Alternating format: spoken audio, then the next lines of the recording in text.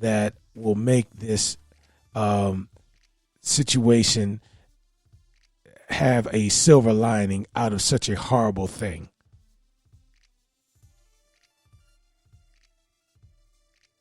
Is that for me? No, that was for Mr. Ross. Okay. We have to get him to unmute himself. Yeah, so we can hear his expertise that he wants to share with us. But the question we were asking him was just, there you go. It started today with the hearings they had in Washington. It started in Mr. Allen, where the police chief today stood up and started laying out his program so that they won't dismantle the police department.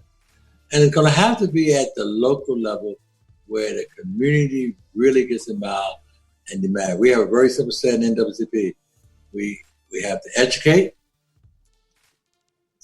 advocate, and sometimes we got to agitate.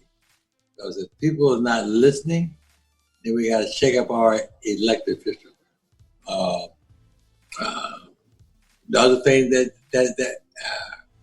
we got to really be concerned, because it's also the hand-to-hand, the COVID-19, along with this, because we have an increase in it and we shut back down again.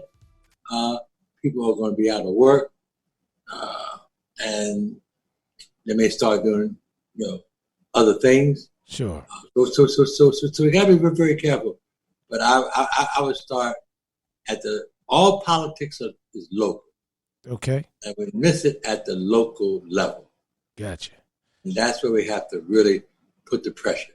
And we got to get back to grassroots organization so we can organize.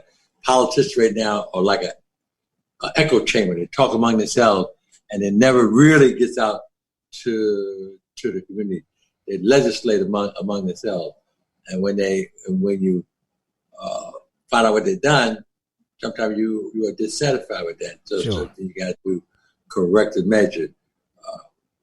I know one thing we started already. We talked about in our session starting in January.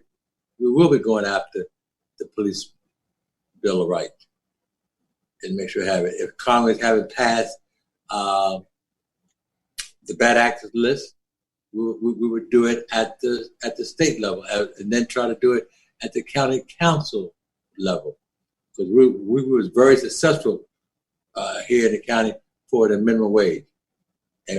But we did it collectively with Montgomery County, Washington, D.C., and Prince George's County. So we want to make sure that there was parity between the three districts. Sure. And we was able to get that minimum wage up. So we will have to take that approach, working with the districts around us and do it collectively. You can't do this individually. Gotcha. Well, you're going to have the last word. And as always, we appreciate you being here today. Ladies and gentlemen, Mr. Bob Ross, president of the Prince George's County, Maryland chapter of the NAACP, who's been working with community folks and community organizations and government organizations for decades. And, of course, as we call him, our medical legend, Dr. Eugene Albright from Riverside, California. We really appreciate having both of you gentlemen with us today.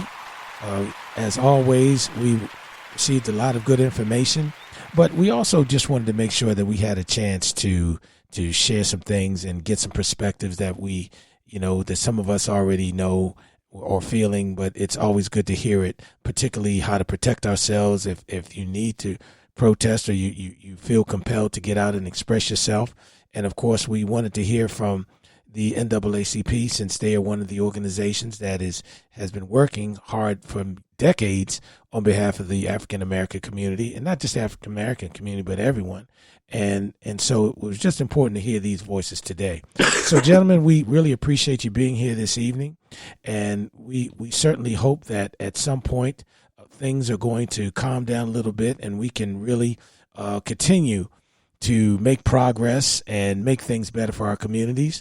And ladies and gentlemen all across the country, whether you're international or national, we appreciate you listening.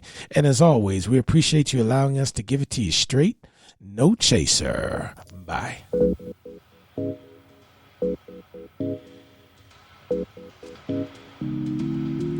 You've been listening to Straight No Chaser. So join us next week for more hot topics. And also, you can always catch us on Facebook, Twitter, YouTube, and of course, iHeartRadio.